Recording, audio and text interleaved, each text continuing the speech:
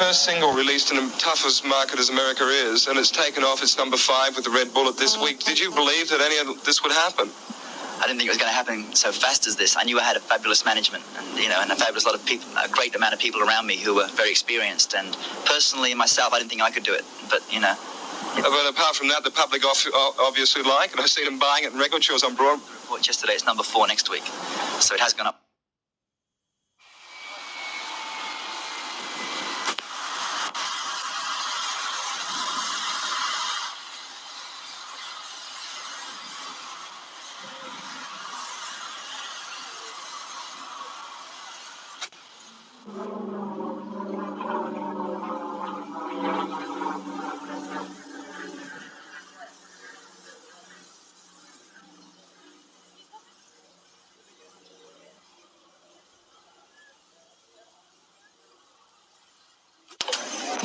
Do you know that your show's the biggest seller ever in the history of the Canberra Theatre? Good heavens. And it's appealed to all age groups from 15 to 50.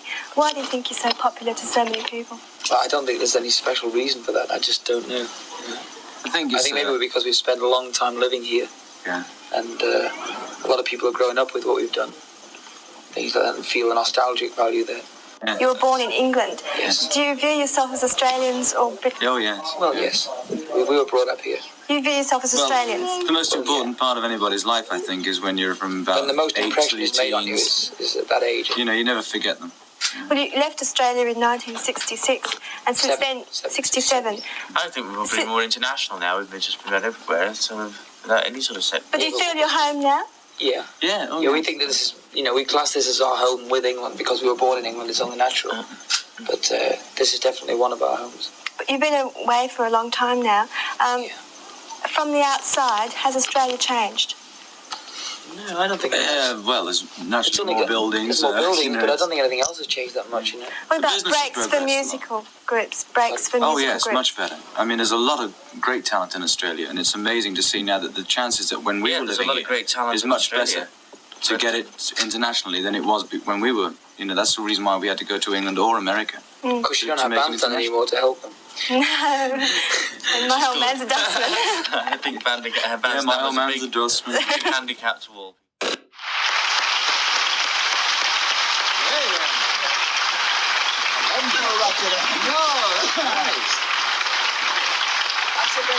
So you sit here. All right. That must run through the family. What songs? Because I remember a lot on that with your brothers on how do you mend a broken heart? How do It's you all do in the that? diaphragm, though. Oh. And when your father came in and he said, hello, Merv. It was very interesting. We'll come back with Andy Gibb right after this message.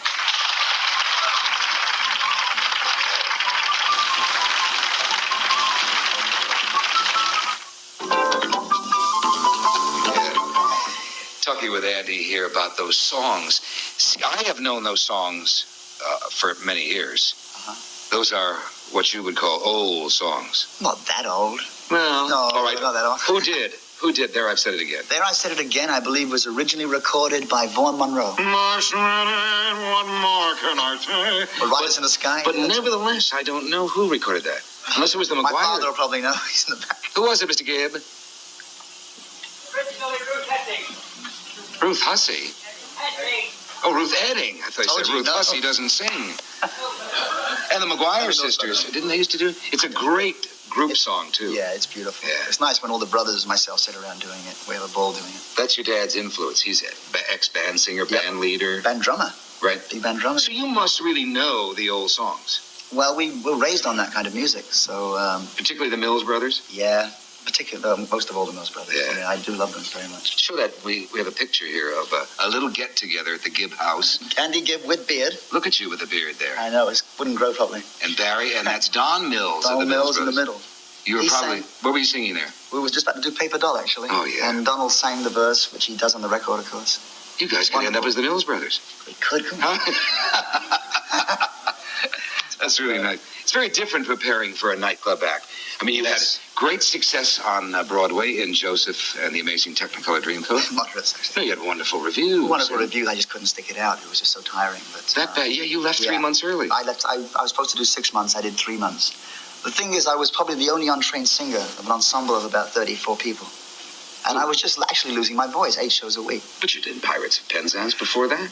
Yeah, but I missed a lot of shows in Pirates too, for similar reasons. It's just, it's really, you've got to be very disciplined, and you've got to have some kind of training where you've got to be really in shape to do a show like that. You're not disciplined in life? I'm not disciplined as far as doing something that's the same thing every night for like 6 months. Once I get to 2 or 3 months, I need something to really keep me interested again, because I just can't go doing the same thing night after night. I have to have a bit of variety. What's your philosophy? I love theater, don't get me wrong. That's great. Well, what's your philosophy about playing nightclubs now? That's very different. Yeah, very different. I'm actually very scared about it. I don't know what to expect. I do know that it won't be a young, teeny bopper type audience. There won't be a lot of screaming. Maybe there will. I hope there will be. But it's not like going out in a concert hall or concert stadium where you can wiggle your backside and just do your hits and not really talk. You've got to be able to give them something different in Vegas. I think you have to communicate with the audience. You just talk to them. It's a whole different way of performing. Put a few little shockers in. Huh? Put a few little surprises, not well, shockers. We've got some surprises planned. Oh, do you? Yeah. Yeah, like picking up everybody's check. No. So it's the MGM Grand, and then which comes first, Atlantic City? Atlantic City Resorts International. Ooh, boy. Do you have the date there? Because I don't. The dates, they just moved the date here. I'm terrible with dates. By the time this show's plays, you will have been a hit. Oh, You were just a hit in Atlantic City. Wasn't it a great Don't show? fight with me. And the MGM Grand, you were a smash. And Yeah, right. you'll be going back to Atlantic City and the MGM Grand. Right. I must say, too, that in Atlantic City, David Steinberg is opening up for us there. Good. And at the MGM, David Brenner. So We have the two Davids. the two David, right. And their amazing Technicolor Andy. He's still out at Malibu? No, I moved from Malibu. I have a new house. Scared, huh? No. Huh? Don't like fire and water, huh? Actually, it never bothered me. I got to tell you something. I used to live in the Malibu colony. Right. And that was a little bit risky to live in, because it's right on the sand. Then I moved on the land side of the Pacific Coast Highway, up in the hills. So I looked down on Point Doom and Paradise Cove. And I had a 5-acre ranch there. Well, when we had the big fires, the flames, which, of course, came down that whole area, stopped about 5 to 10 feet behind my back fence and took the house next door. So I thought that was when I was in rehearsals for Joseph. So I thought God wanted me to do Joseph. But if you'd have waited a few months after the fire, now when the rains come, that house will move back down to the Malibu colony again. Right, that's right, and that will become the colony. Sure, and be worth much more, right, than up on the hill. It will go up to about $1 million more, sure. Where did you move to? I moved to the top of the Hollywood Hills, the highest point. I can look down and see the beaches to my right and the mountains to the east. Oh, that's nice. It's probably the most lovely home I've ever lived in. Great. It's beautiful. Great. It really is. Come up and see me sometime. I wish you'll do it. Just remember that, folks. If you're looking for Andy Gissau, it is at the highest point of the Hollywood Hills. You know where Kings Road is? You better take it easy there, pal. Yeah, right. You'll have a house full. Thank you a million, My Andy. pleasure, And anytime. I wish you well in Atlantic City and in Las Vegas at the MGM. We'll all be rooting for you. Thank you very much. Andy Gibb. We'll come back. That's the truth. I never noticed that. Without any further delay, let's ask Ringo that. Yeah, let's maybe. ask him. We're going to break away for a commercial and then join us for Ringo Starr and Paragraph Andy Gibb. Ringo, let me finish this. Ringo Starr went on to be a major motion picture star and to have hit records, and he happens to be with us today. Would you welcome, please, Ringo Starr?